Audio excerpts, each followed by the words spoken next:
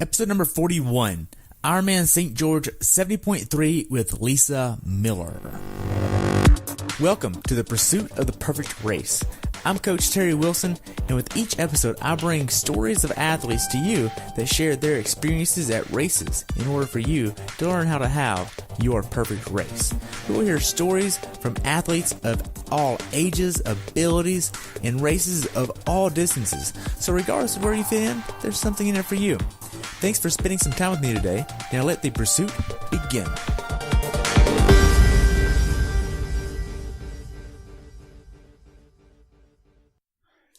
Hello everyone, and welcome back to the pursuit of the perfect race. Today I have the pleasure of talking with my friend Lisa Miller about her race at Ironman St. George 70.3 at St. George, Utah.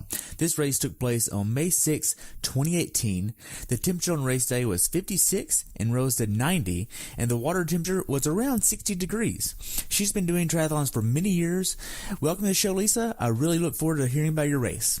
Thank you very much for having me. I think you may have made a mistake, though. You're going to end up with your lowest rated podcast ever, having me on your as your guest.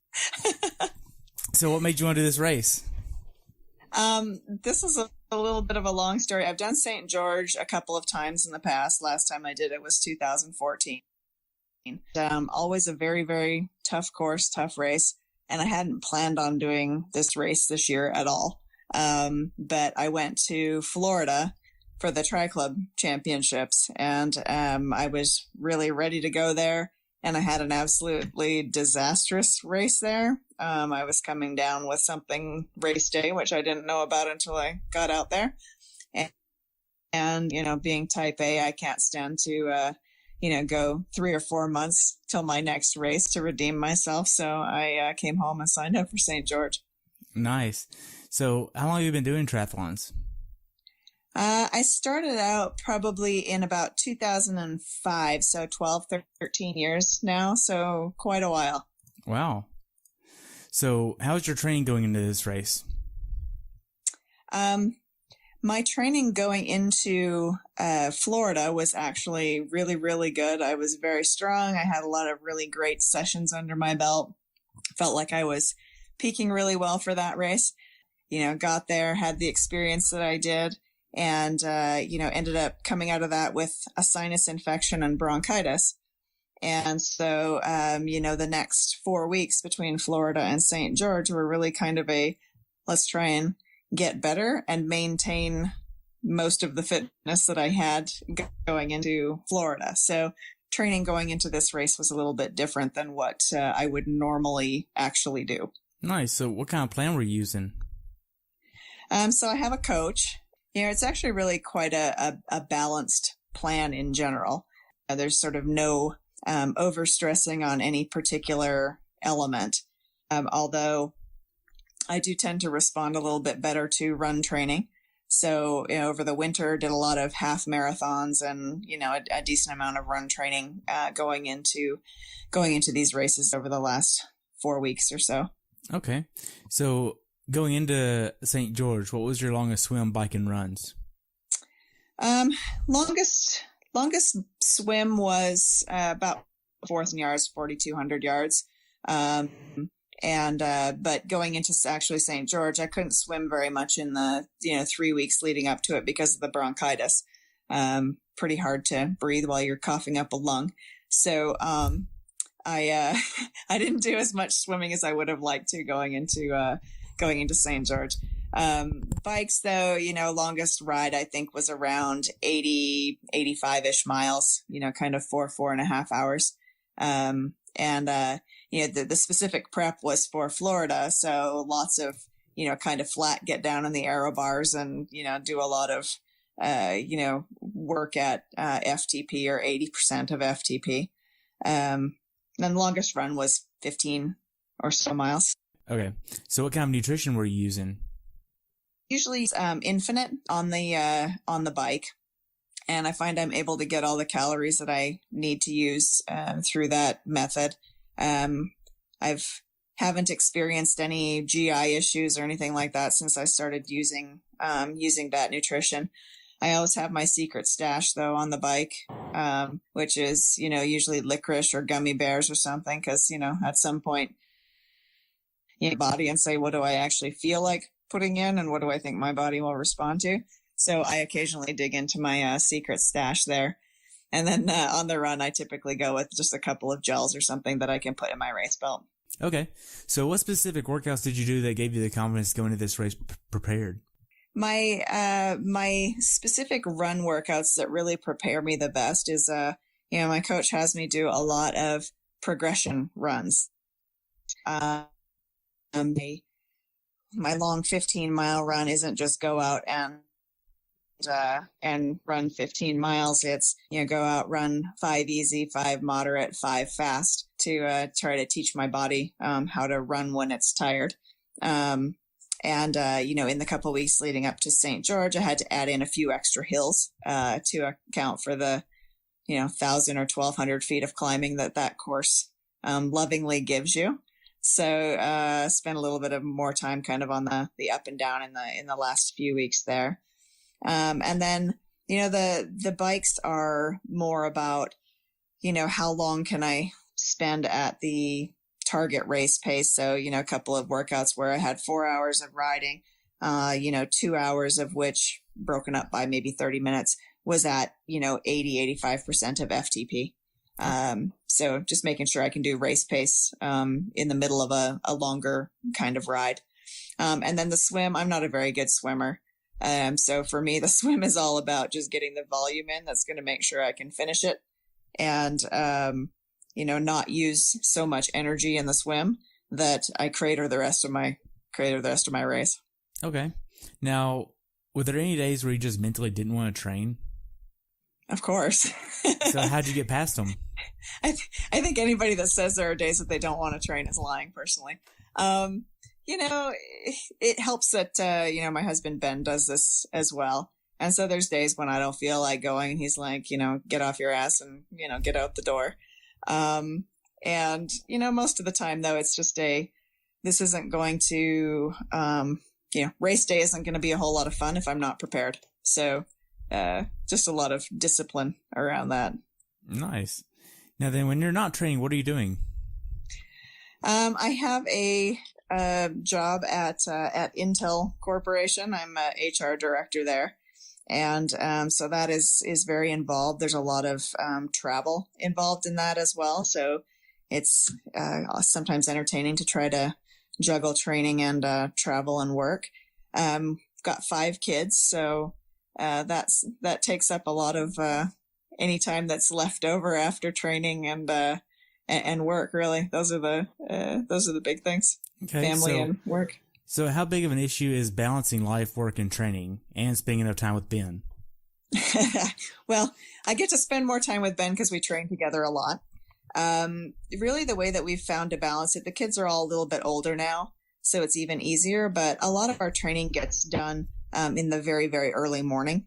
So I'll be up lots of mornings at 4, out the door on the trainer by 4:15 or so, to try to get a workout in before I, have to get cleaned up and drive into the office and spend my time there. So, I try to do most of it in the mornings and very little of it at night. Because, that's more the time for family dinner and, spending time at home. So yeah, I usually try to do it in the mornings. Okay. So what sacrifice was the most difficult to make going into this race? I don't know as though there was any, what I would say are big sacrifices. It was pretty much business as usual going into the race.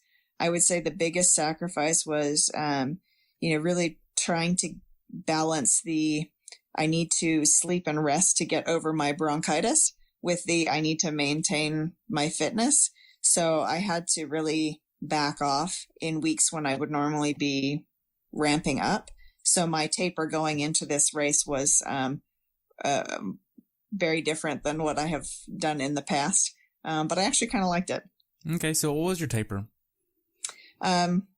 So I actually did, it was a little bit of a typical taper in that the volume was reduced a bit, but maintained some intensity, to keep everything firing.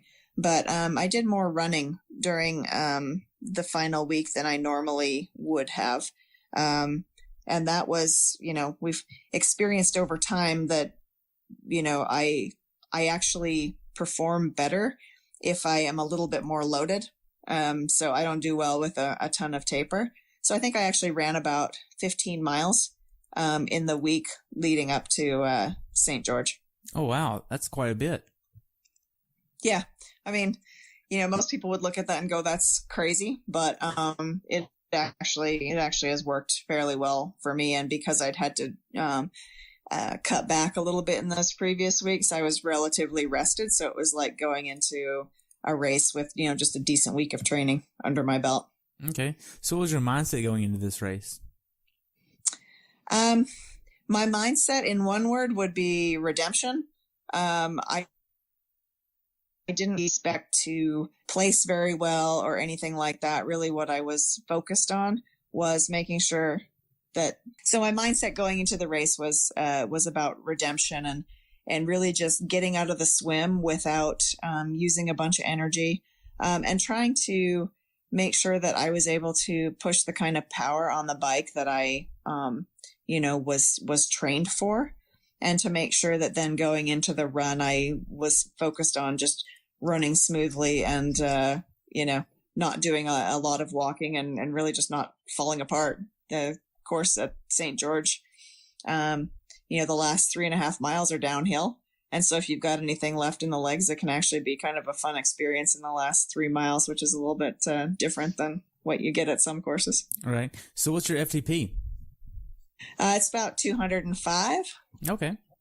Now, so theoretically, I should have been able to race at about 165, 170. And I really only raced at about 158, 160. So you sandbagged it. No, I still wasn't feeling 100%. And if I'd sandbagged it, I would have run a lot faster than I ended up running.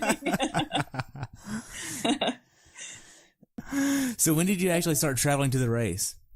So I actually got really lucky on this. My husband and our friend drove up to Phoenix on Thursday. So they left Thursday morning, and I stayed in Phoenix and worked on Thursday. And then I actually flew up to St. George on Thursday night. So I didn't have to actually spend 9 hours in the car 2 days before the race. So they met me at the airport. They actually had a sign that, they'd taken from the condo that we were staying in, a whiteboard that had Lisa Miller written on it, racing. So it's all very, very, very pro. They met me at the airport, and I just got to go there and go to the condo and go to bed that night. So it was actually super relaxing. It was nice. Nice. I could get used to that kind of treatment. You should do that more often then. I know. So once you actually got to the race site, how was the check-in process for you at the village? It was super easy. Typical go through and sign your waivers and go collect your goodie bag and your timing chip, and you're all set to go. So pretty standard. Yeah. So what was your final workout before the race? Final workout before the race was a 40-minute ride with just a couple of builds in there, and a few 30-second bursts to get the legs firing, and then about a 20-minute run with a couple of pickups in there. Okay. Now then, after you got all checked in and got all settled at the condo, what did you do for the rest of the day? Actually, really just kind of kicked back and relaxed. I think we went back to the condo and watched some TV. There's all kinds of trashy television on. So, things like Botched. So we got to watch some bad plastic surgery. I think it was May the 4th be with you. So there was a lot of Star Wars going on too. So really it was just kick back, relax, have a relatively early dinner, and try to get some sleep. Nice. So what'd you have for dinner? What did I eat for dinner? I had some bread, You had some bread chicken. for dinner? It wasn't just bread. It's not like prison or anything. They're actually really very good dinner rolls. I had some chicken and some rice, and that was really about it. I try not to eat too much the night before I race, and I try to eat things that are relatively bland that I know are not going to, give me any special surprises on race day. Right, because you don't want any of that. Yeah, nobody wants that. Now then, what time do you try to get in bed the night before the race? Usually I try to get to bed about 9 o'clock or so. I don't typically sleep very well the night before a race anyway. So, I'm usually tired, but it's kind of hard to fall asleep. Night before St. George, I actually slept relatively well. So I probably got a good 5.5 hours of sleep night before the race, which is pretty good for me on a pre-race night. Nice. So now what time did you wake up? I think the alarm went off at, I want to say 3:45, because we had planned on leaving the condo at 4:45 to get down to the race start. Okay. So how far away from the race start were you staying? It ended up being about I want to say it was maybe a 25-minute drive. Lots of people take the buses that they have going from downtown St. George out to Sand Hollow. But since Ben and Russell weren't racing, they actually drove down to the start. So we got a ride straight from the condo to the race start. So It was actually really nice. This is the first year that they've allowed athletes to park at Sand Hollow. So it made it super easy. I mean, we literally got to park about a 30-second walk from transition. That's nice. Now then, what's your morning ritual before you leave the condo? It's get up, try to get everything moving. We've got things all set out in piles the night before. So, I'm kind of anal retentive that way. So just doing a double check of everything that I have. Try to eat some breakfast. I try to get some carbs and some protein in. So a couple of scrambled eggs and either, a bagel with some peanut butter or sourdough toast. I had a bagel before St. George. And a cup of coffee. And, really just checking and making sure I've got everything ready to go, getting ice in my water bottles to take to my bike. And trying not to get too amped up before it's time to go. Okay. So did y'all hit any traffic on the way to transition? No, surprisingly. It actually flew really quickly, and where we expected to get some traffic, we didn't get any traffic. So we're there in tons of time to go through and set everything up in transition, take advantage of the glorious porta potties that they had there, and get all ready for the swim start. Well, good. Now then, once you got to transition and you set everything up, how did you set things up in transition? So St. George is an interesting race because it's a 2-transition race. So you don't have any of your run gear down there. It's really just, you set out your shoes, socks, helmet, sunglasses, beside your bike. And that's really about all there is to it. So, the only difference to a regular race is you have to stuff your, wetsuit and your goggles and all of that back into your bike bag so that they can transport it to the finish for you. But yeah, it's a pretty easy process when it's a 2-transition kind of race. Okay. Now for this race, you're using the Cervelo P5X. Yes. Nice. Now then, how much PSI are you using in that? I was at 85 for race day. Wow, that's the lowest I've heard of so far. Does that offer like a soft ride for you? Actually, if I want a soft ride when I'm training on my P5X, I go under 80. Wow. So with the wheels and tires and everything that I've got, 85, 90 seems to be the sweet spot, and the roads for this race are generally speaking pretty good. So, don't have to soften it up too much to accommodate the roads. Okay. Now then, you got everything laid out in transition. You know it's going to be a colder swim, obviously. So how did you prepare for the cold water swim? Obviously, you're going to use a wetsuit. What kind of wetsuit did you use? I have a Roka Maverick X, which I really, really like. I don't get any of the arm fatigue that I used to get in, some of my other wetsuits. So it's actually super comfortable. And the only real nod to the cold I have is I just double up my swim cap to make sure that, my head doesn't get super cold. The water actually, you first get in and it takes your breath away just a little bit, but you kind of expect that going in. And once you get going, it actually felt really good, to be honest. I'm one of those people that tends to overheat on the swim if I'm wearing a full wetsuit and it's warm. So that temperature was actually beautiful for me. Nice. Now then, in between the time you left transition and headed down to the water, what did you do in between there?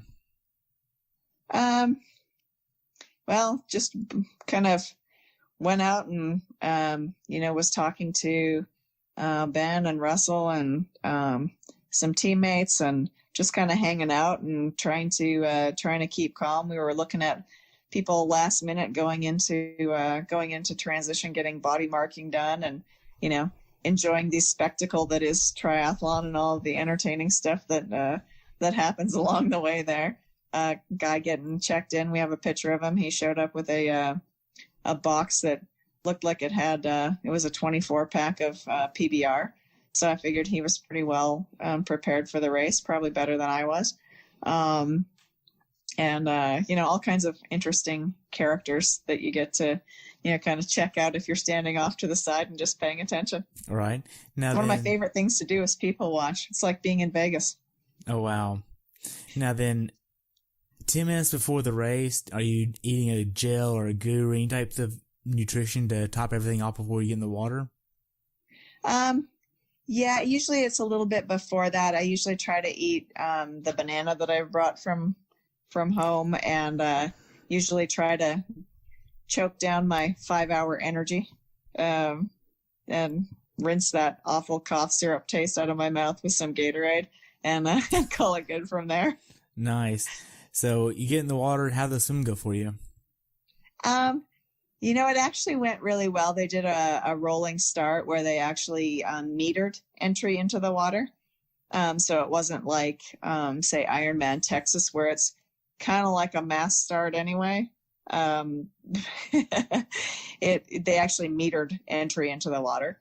So, I lined up in the, kind of where I figured the 37-minute swimmers would be, because that was really where I expected to be in this race.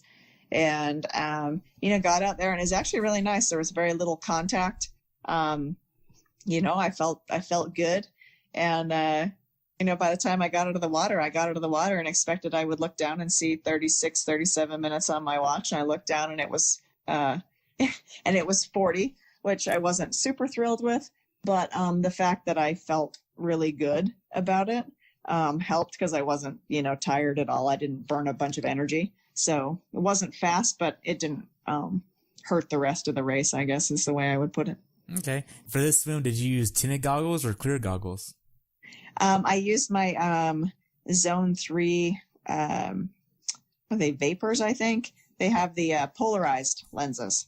And it was actually beautiful. I sometimes have trouble with my goggles fogging up during a race. And these things were perfect. I had clear vision the entire time. So I couldn't have asked for a better swim experience overall, considering that is my least favorite part of this whole sport. Nice. Now then, were there wetsuit strippers at the end of the swim? There were, thank goodness, because I could not get the leash on my wetsuit off, so I had to actually have them help me with that piece too. So I was very thankful that they were there on this race. Well, good. So walk me through T1 for you. T1, I mean, it was pretty, I had a really good rack spot. I mean, I had a really high number because I signed up at the last minute. So typically I'd have a number, somewhere below 500 because I race a lot. but I was like 25.93 or something like that, and I figured it would be a terrible spot, but it was actually right close to the bike exit, so the bulk of my running in T1 was just in my bare feet instead of in my bike shoes, which was nice. And everything went fairly smoothly, and got on my bike and headed out of the parking lot with no major issues. Didn't run into anybody at the mount line. Nobody ran into me, so I'll call it a win. Nice. Now then, so did you have your shoes already on your bike? No, they actually don't allow you to have your shoes clipped into your bike in St. George. Okay. Why is that? I have no idea. It's a good question. Okay. For the bike, did you have a certain strategy you wanted to execute on the bike? Yeah, I mean, it was mostly every time I race, it's typically try to be as consistent as I can. You don't try and super crush it going up the hills, but you know, you have to raise the power output so you don't lose all of your all of your speed going up some of those hills. So my strategy was to really try and ride pretty even at 160, 165 watts for most of it, and then get up to 200-ish on some of the bigger hills, and kind of go at it that way, and it seemed to work out pretty well. The only time that strategy didn't pan out the way I would have liked it to was the final climb going up Snow Canyon. My legs were not feeling it so much, so my power wasn't. I was hoping to do that climb at closer to 190, 200 watts, and it was more like 170-ish. So it was a pretty slow slog up Snow Canyon. Okay. Now, did you have a certain cadence you were trying to hit? No, I used to try and ride at about a 90 cadence. But over time I found that my more natural cadence is more around 80, 82. So that's usually where I ride. It's pretty consistent. Okay. Now, how was the road quality for this bike course? No, the road quality is actually really good. A lot of it's pretty freshly paved. And they do a really good job if there are any, if there's any problems with the road, it's all marked off with tape and stuff. So road quality was actually very, very good. And the recent changes they made to the bike course made this a much better course to ride. You used to have to go through like this community, which was actually a little bit dangerous.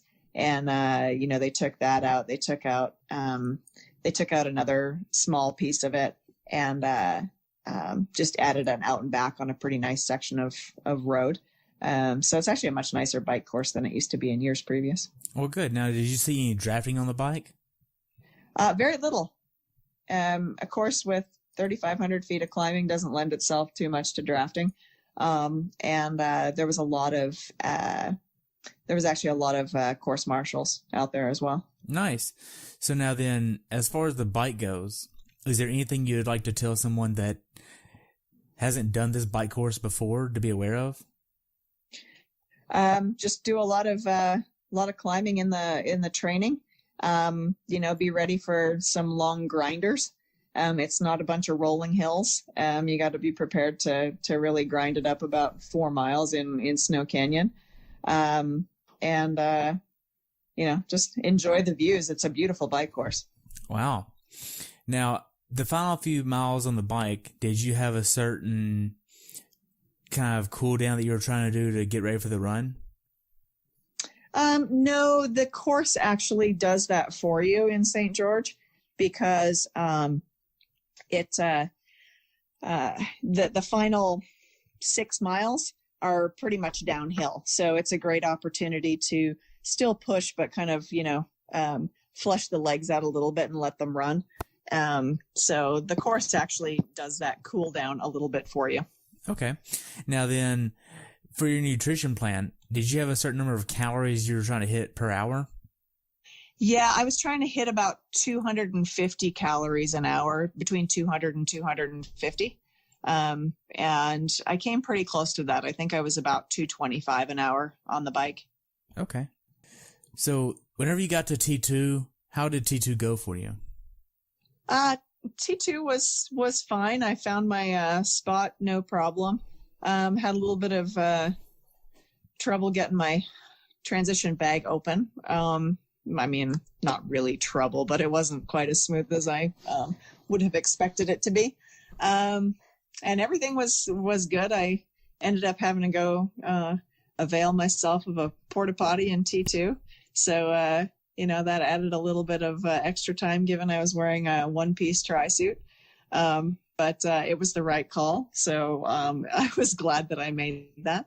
Other than that, it was good. And, got my legs under me okay right out of transition.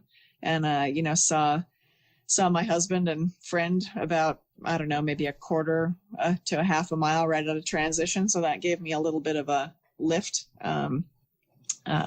early on in the run too. Nice. Now, did you have a specific strategy for the run? I did. It didn't quite play out the way that it was supposed to.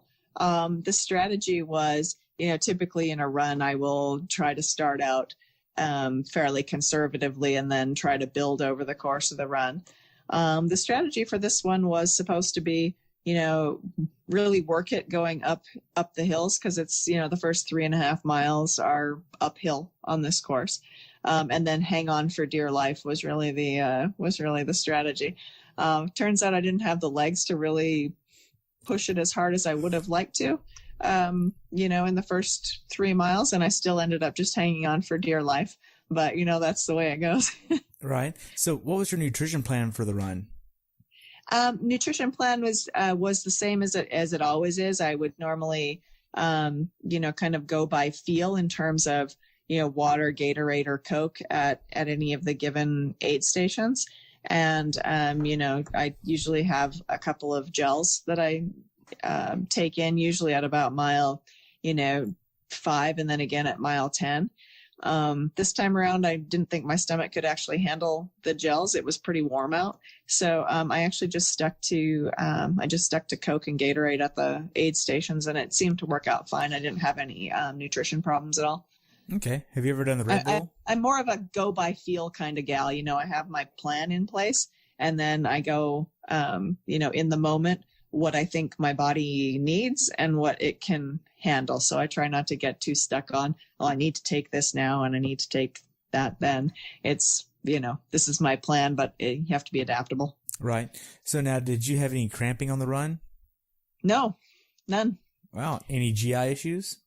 No, surprisingly enough. That's something I've struggled with a lot. And there was no problems at all on the run from a nutritional perspective.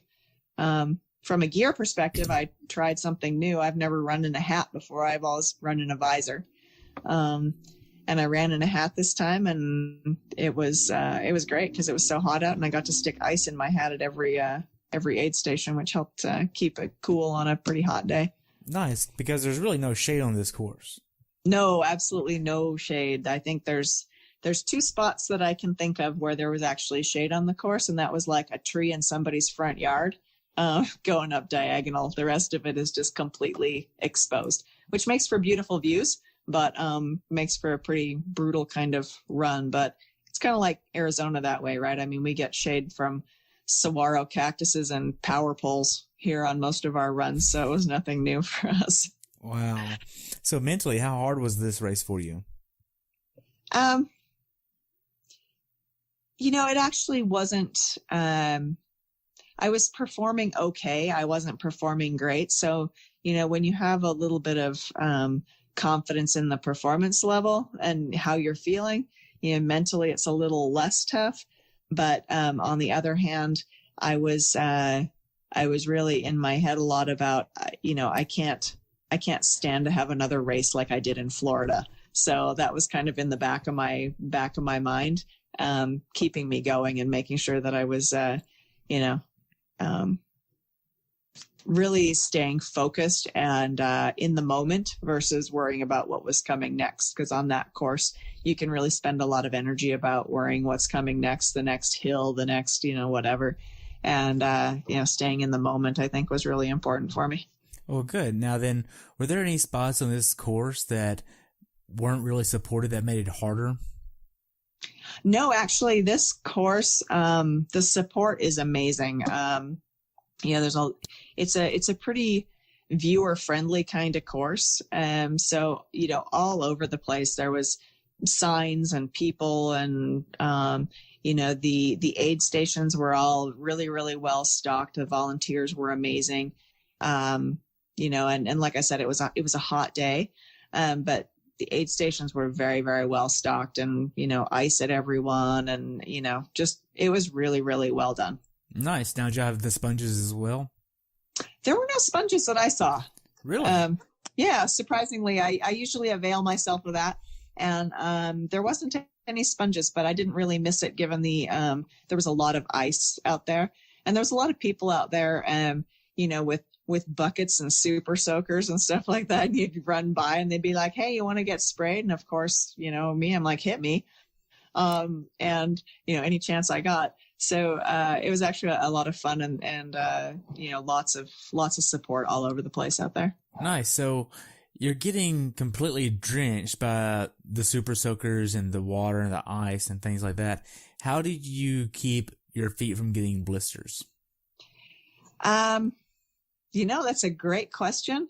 I very, very rarely get blisters, and I'm almost always completely soaked. So, I've run in the same brand of shoe for forever. And I have a couple of pairs of tried and true race socks. So, I never try anything new on my feet, particularly on race day. And I don't try anything that I haven't run probably at least, a long run of 12 or 15 miles in, to make sure I'm not getting hot spots on my feet. So I find that they can get wet, and it doesn't really matter. Okay. So what type of shoes and what type of socks are you using? So I have been running in Asics for a long time, and I'm running in the Noosas, the Asic Noosas. Okay. And then socks, I usually race in Swiftwick socks. Okay. So the combination works pretty well for me. Now, do you put body glide on your feet before you put your socks on? Never. Wow. Now then, looking back on it, what was the funniest thing you saw on the run? Oh, funniest thing I saw on the run. I don't know why this struck me as so funny, but, as about mile 11, I was coming downhill, and our friend Russell is like really pasty white. And he had bought this big straw hat before the race, like the day before the race, to make sure that he could be out there all day and not get burned. And I was running downhill, and I saw this poor soul who was just heading out on the run, basically. And he was wearing a hat that I could have sworn was exactly the same hat. And the thought that went through my head was, oh, I wonder if Russell gave that guy his hat to run in. And it's a really stupid thought, and it wasn't even really that funny, but at that moment in time, it struck me as actually pretty entertaining. You kind of grasp at straws when you've been out there that long. Especially straw hats, huh? That's right, especially straw hats. Nice. So how are the final few miles of the run for you? I think I was about 3.5 miles from the finish. And my husband was out there, and he said, hey, you're in 11th place and people are falling apart in front of you. Go chase somebody down so you can be top 10. And so I was like, oh, hey, I can do that. This is downhill, and I love to run downhill. If there's a lot of people that don't like to run downhill, I really love to run downhill. So I was like, hey, I can do this. So, I just took off, and I was really just focused on, can I catch somebody in my age group, or can I put enough time into them that I can overtake them for a top 10 finish. And so that was really what I was focused on in the last few miles. And I actually really enjoyed it. It was a lot of fun because I felt like I was flying. I passed a lot of people. Because like I said, I like to run downhill even when my legs are trashed. So nice. Now, how was the final 800 yards of the run? It's like any good, well-supported finish. There's all kinds of people there. You run through where you've got all the barriers, and there's people hanging off of it. And, one thing that's consistent from race to race is by the time I get to that point, I just can't keep the smile off my face. I love racing. Just the joy of being able to say that I finished it. And, when you've performed at least decently, there's kind of that extra kind of fun. And so I always make sure I smile and pick up my feet and, just try to enjoy the moment. And so St. George really wasn't any different. Nice. Now, as you crossed the finish line, how was that? I was so happy when I crossed the finish line. That course is a brutal thing. And I would have used another word, but I'm not sure I'm allowed to do that on here. So I'll keep it PG. And so, any finish on that course is a good finish. And, I hadn't fallen apart. It was a much better day than I'd had a month earlier. So, I kind of felt like I finished and I'd accomplished my objective. So I have a finish line. I very rarely buy race pictures, but I have a finish line picture that I'm actually very proud of and happy with, that I can look back on and say, yeah, that kind of embodies what I felt like at that moment. Nice. So after you crossed the finish line, what'd you do next? I've really just, got my medal and went over and met up with my husband and friend. And, we just kind of hung out for a few minutes, caught our breath, and then made our way through the pretty crowded town square where everybody assembles. And, my husband went into transition and grabbed my bike for me and everything. So I got to actually hang out in the shade for a few minutes while he did that, and just kind of took off and went back to the condo to get cleaned up. Nice. Now, during the time that he went to go get your bike and everything, did you have his car keys? Did I have his car keys? No. Oh, you didn't steal his car keys at that point. No, because that would have meant I would have had to run to stay in front of them. So no, I hadn't stolen his car keys at that point. Oh, okay. Just making sure. Now, looking back on it, how well prepared for this race do you think you were? I was as well prepared, I think, as I could have been for this race. I was 100% prepared for Florida. And that didn't go well. So being prepared for a race doesn't necessarily mean you're going to, perform to your best ability during that race. So I was 100% prepared a month earlier. I'd say for this one, I was maybe, 85, 90% prepared, but much better experience.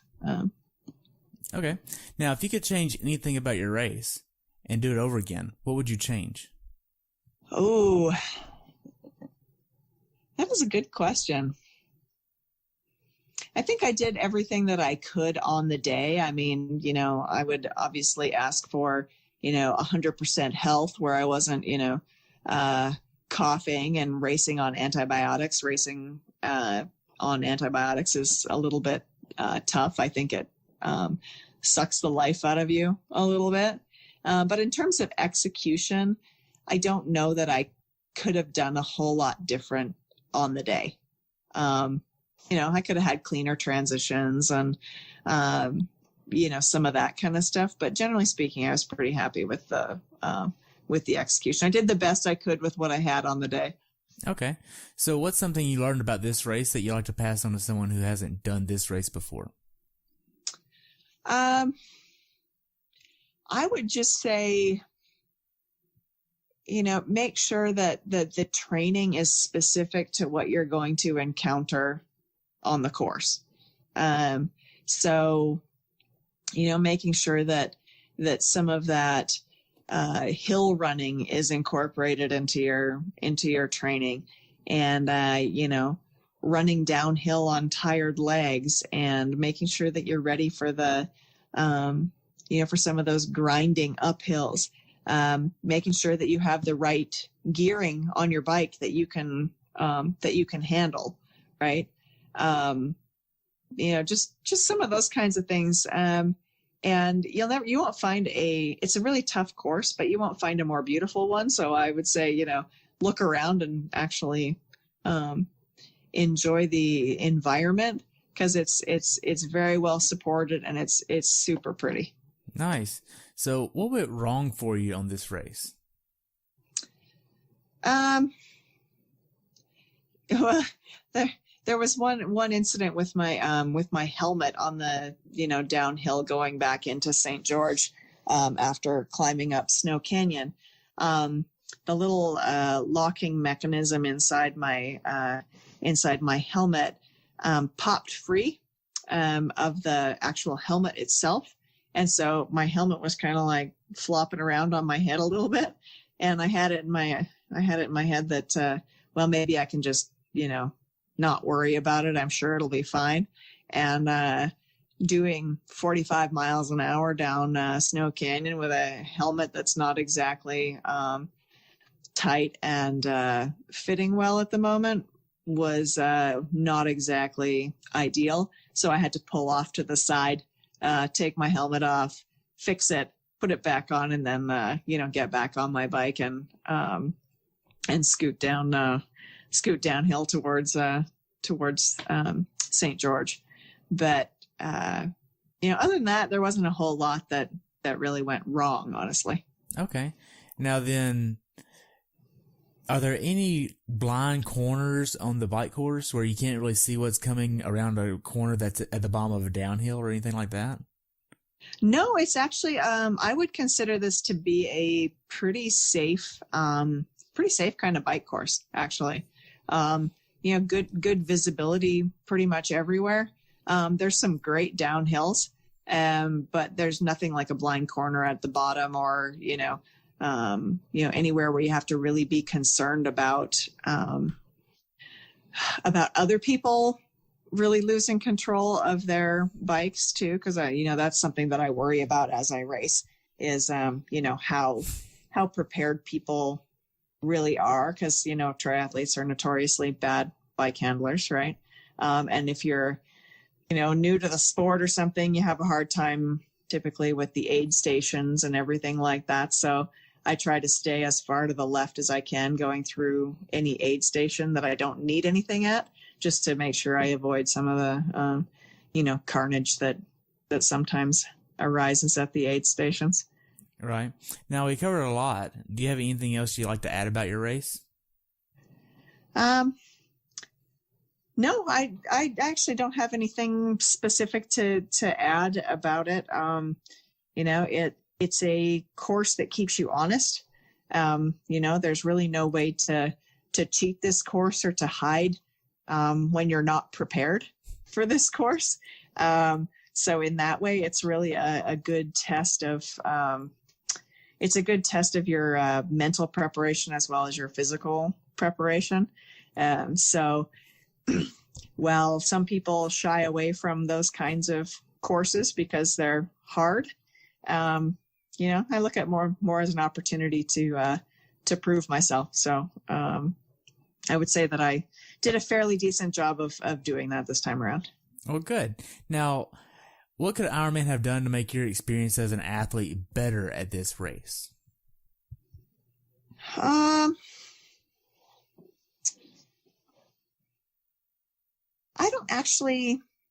don't think Ironman could have done much differently at this race.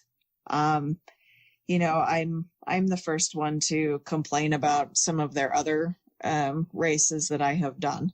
But I felt like this one is well managed, and I felt like there was the great course marking, good support. I don't know how much of that is the community versus Ironman, but I actually feel like this is a really solid event. So, what's next for you? Well, next is Boulder 70.3 at the beginning of August. Nice. So got that. We're going to do Arizona 70.3 as a relay with one of our teammates. And then I'm going to do Indian Wells 70.3 in December. Nice. The first running of that race. Yeah, the first running of that one. And if I can convince my husband, I will do the Deuces Wild race up in Sholo, Arizona, in June. Nice. But that's still to be determined whether I can convince him to go race again. Yeah. So how can athletes follow you? They can follow me on, they can follow me on Instagram. I don't post a whole lot. I'm not a social media animal. So, I'm on Twitter. I'm on Instagram. Handle in both places is TryInAZ. How do you spell that? And yeah, so easy to remember. I probably need to do more in terms of posting. I'm really not that fascinating. Yeah. I think I'm funny, but I don't post a whole lot of stuff that would make you believe that. Yeah. How do you spell that? It's TryInAZ. Nice. So I have one real question left, and that's, what's your definition of a perfect race? Ooh, my definition of a perfect race is one where in all of the disciplines, I perform as well as I am trained to perform. What does that mean for you? For me, it means that, when I do my training, I have a really good sense for what I'm capable of on a regular basis. And, if I can put together a race where I have performances that are, in line with what I'm typically capable of in all three disciplines, then I'm pretty happy regardless of where I've placed or what my time is. Where I get disappointed is if I have, a performance where I'm very, very subpar on any of those disciplines compared to where I know I should be. So I don't go into a race expecting to perform better than I do in training. A perfect race for me is I perform, as well as I expect to perform based on my training results. Wow, that's great. Well, I just want to thank you so much for your time. I've enjoyed hearing about your race, and I look forward to following you at Boulder and Indian Wells. It's going to be a great race for you. Yeah, it should be a lot of fun. You have to have fun, otherwise why do it? Exactly. Thanks for having me on. You're welcome. You have a good day, okay? Thanks. Thanks for tuning in today. I hope you were able to learn something from today's episode. If you enjoyed the show, please take a minute to leave a review on iTunes or share it with a friend. Be sure to subscribe so you never miss an episode. If you'd like to see pictures from this athlete's race, learn more about who I am, what I'm doing, or be on the show yourself to share your story, check out my website at CoachTerryWilson.com. Until next time, continue the pursuit.